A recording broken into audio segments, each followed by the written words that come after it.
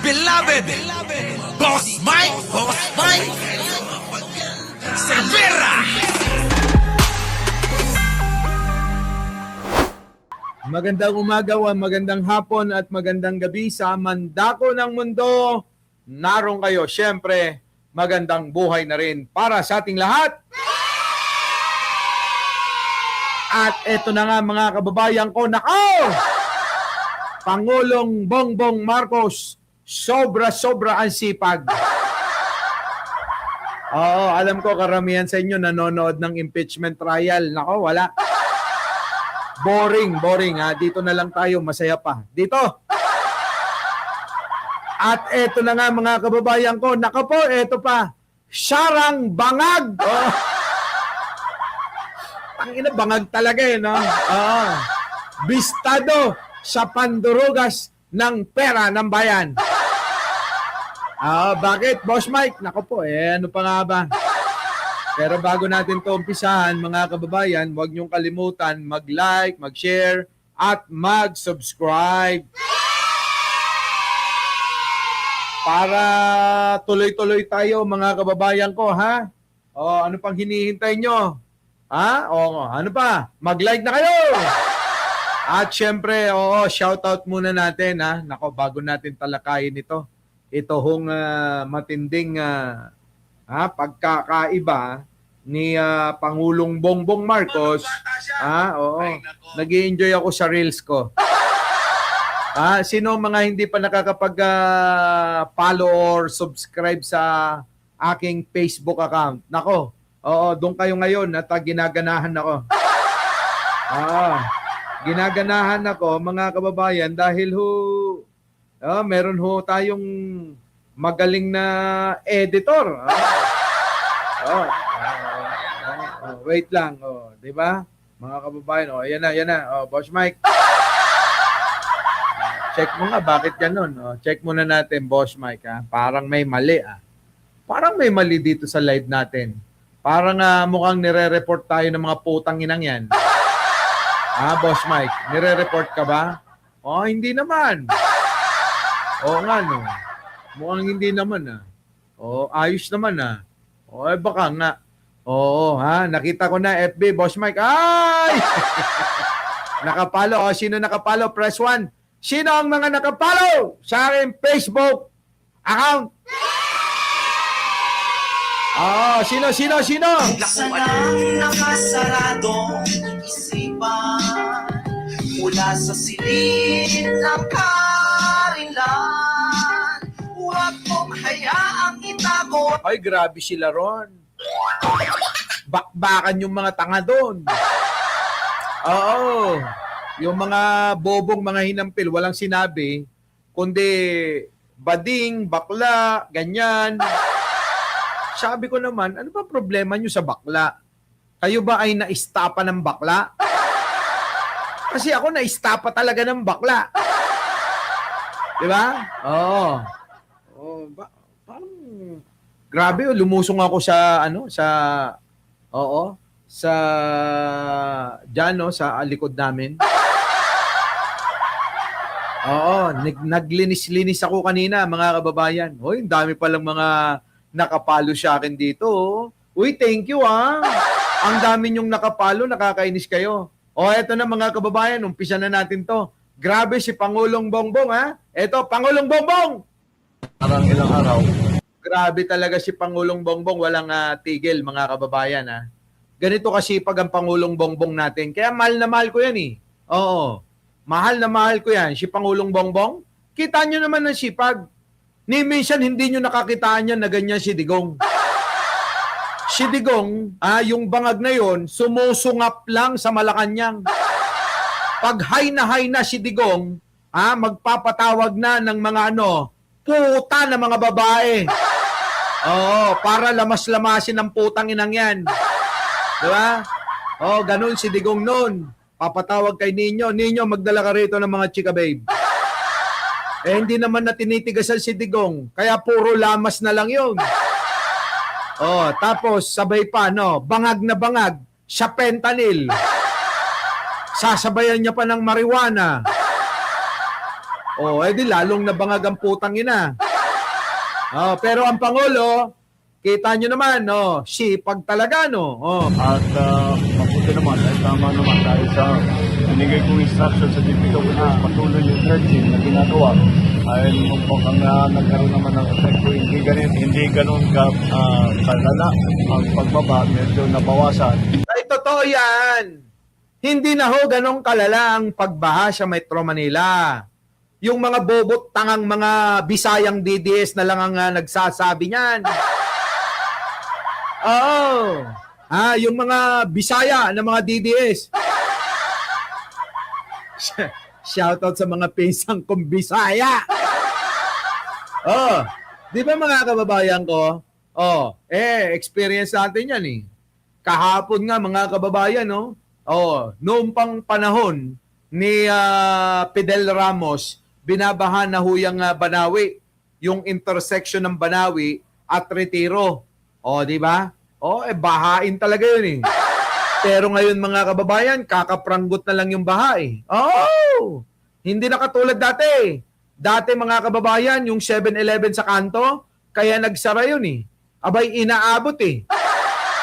Ngayon mga kababayan, nagtatayuan na ng mga ano dun eh.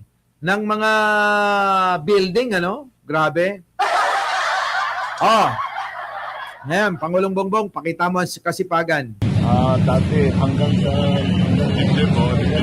dibdib paabot ngayon, wala pa, hindi na hanggang kulang pa sa tuhod ang baha.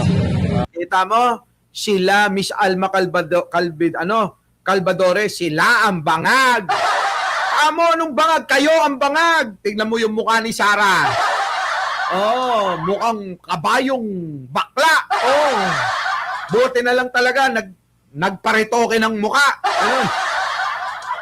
Kung hindi, mga kababayan, yung mukha ni Sara pala nung bata, aba, parang wrong turn ng mukha eh. Alam niyo yung mukha ng mga taga wrong turn, yung mga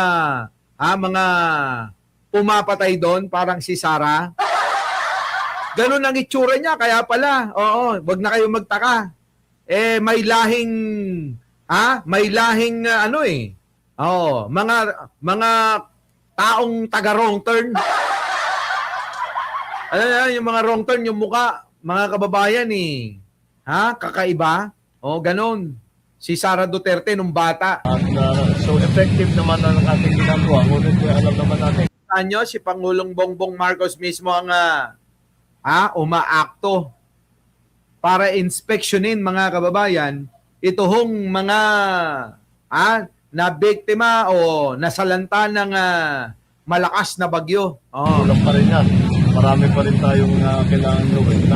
Itong halimbawa sa dredging, ngayon lang tayo nag-dredge ulit na tinigil ng moratorium sa dredging for 12 years. So 12 years walang dredging. Kaya pababaw ng pababaw yung mga ilog natin, yung mga spillway natin. Speaking of spillway, ay kailangan na talaga natin tapusin yung spillway dito sa Las Piñas para may labasan yung tubig. At matagal nang natigil yung planong yan. That plan has been in the works for No, grabe si Pangulong Bongbong, no? Siya pa talaga yung nag-i-explain kung ano yung mga dapat na, alam niyo yun? No? Mga gawin at nag-i-explain kung ano nangyari, ganon, ano? Sidigong nun, mga kababayan, walang ganyan. Oo, walang ganyan. Pahila-hilata lang sa Malacanang habang nagtitrip, mga kababayan. Bangag eh. Bangag si Duterte eh. more than 10 years, pero for some whatever reason, hindi natin nabuo. At ngayon, kailangan gagawin na natin. So I've given instructions to Secretary Vince na tignan na muna natin, balikan na natin ang mga plano. Tignan natin kung may kailangan palitan. But whatever it is, kung anong kailangan gawin, kailangan po tapusin na natin, ilagay na natin yung spillway. Malaking bagay yan para sa pagbabaha ng NCR. Kita nyo, mga kababayan, talaga naman ang Pangulong Bongbong, ibang klase ito, mga kababayan. Hindi ka talaga magsisisi sa pagsuporta sa kanya, no? Napakasipag. Ang isa pang issue na nakita natin na nangyari ay yung nagbabaan yung sa Parañaque lalo. ay yung nagbabaan ng ang basura. Nakita ninyo yung mga picture na punong-puno yung kanal, punong-puno ng basura na hindi naman galing sa Parañaque, galing Galing sa mga DDS yan, Mr. President. Mga putang inang mga DDS yan, mga bangag eh. Biruin mo kung di ba naman mga bangag yan, alam na nilang basura, itatapon pa sa estero at mga kanal. Oh, wala naman loyalistang gumagawa niyan eh. Ha? Wala naman loyalistang gumagawa niyan. Ang gumagawa lang eh, yung mga bangag na mga DDS, nagtatapon sa mga estero tsaka ilog at kanal. Oh. sa ibang lugar yun.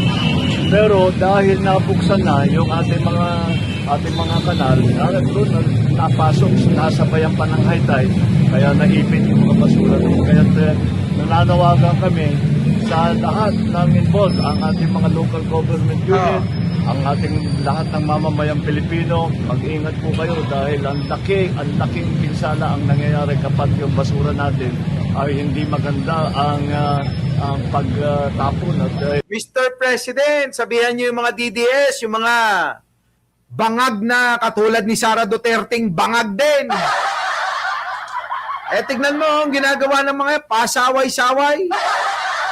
Kung hindi ba naman mga putang ina nandadamay.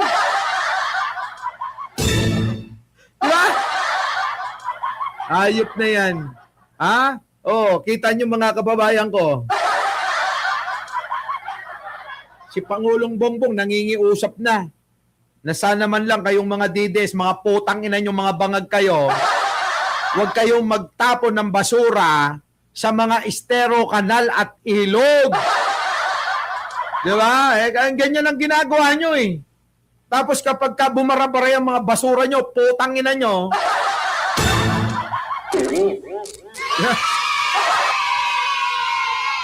sisisihin nyo si Pangulo. Diba? Sinasadya ng mga putang inang yan para magkaroon ng mga pagbabara, yung mga DDS nagtatapon ng basura kung saan-saan na lang. Magtataka pa ba kayo na wala silang disiplina? Mga DDS nga ni. Mga bangag yung mga yan. Kung saan-saan na lang nilalagay.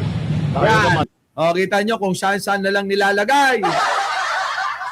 Kami naman dito sa sorry naman na Apple Vargas. pamahalaan ay itutuloy na natin yung waste to energy na program. Yun yung kinukuha yung basura. Ako, yan na yun. Waste to energy, mga kababayan. Yan po yung basura. Tapos isasalpak nila.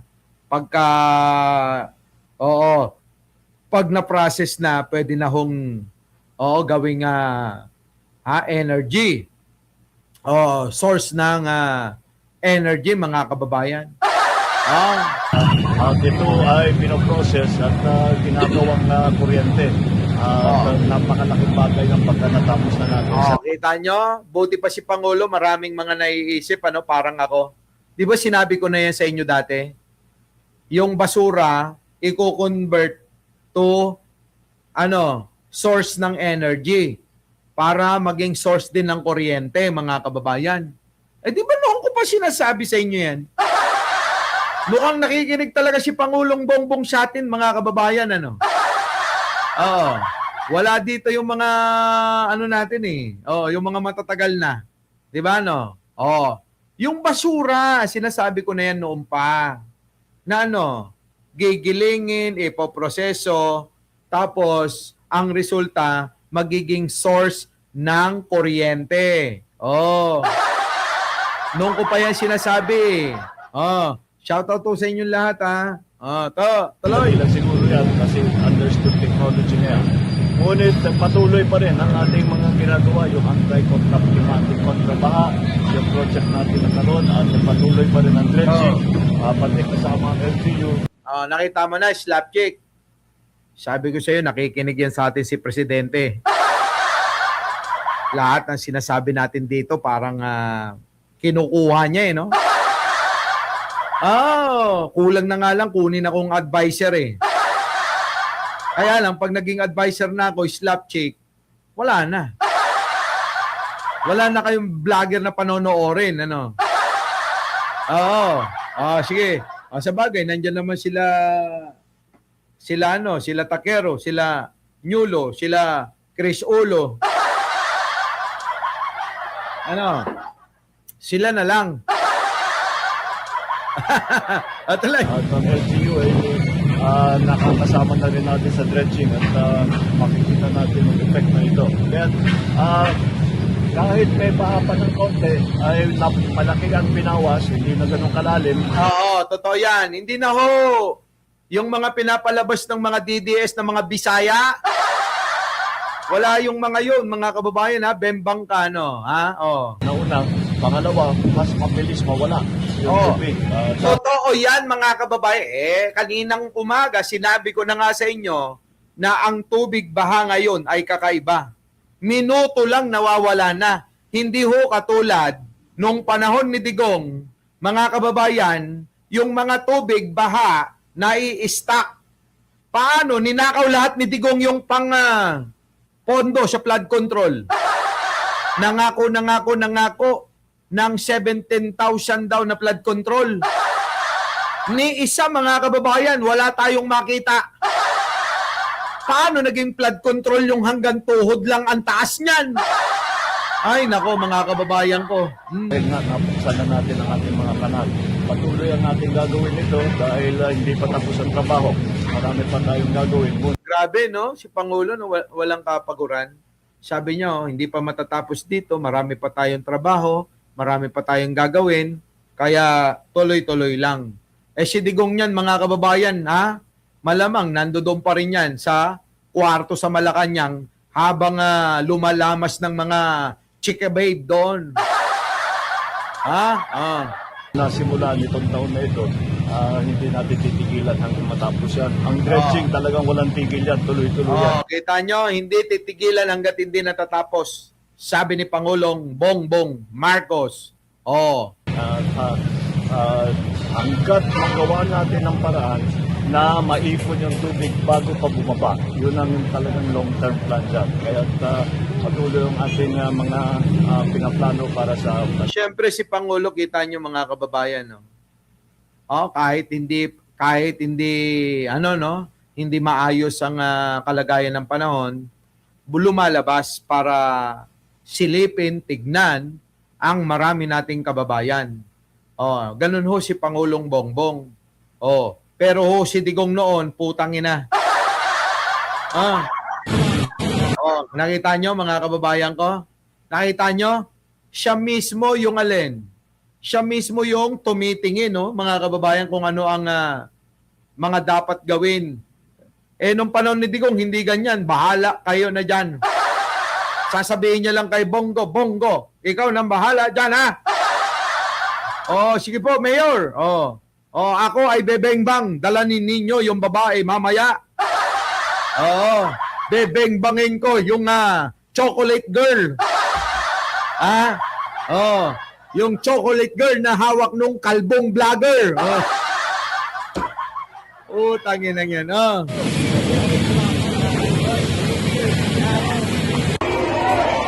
Grabe, no? Grabe, si Presidente, Si Presidente, mga kababayan, walang tigil sa pagtatrabaho.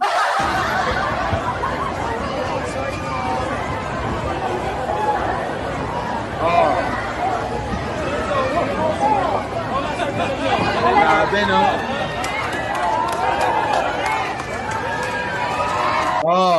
Alam nyo, mga kababayan, yung mga kababayan natin na mga nasalanta, makita na lang nila si Pangulo na kinakamusta sila, todo-todo na, mga kababayan, yung ibsan, no?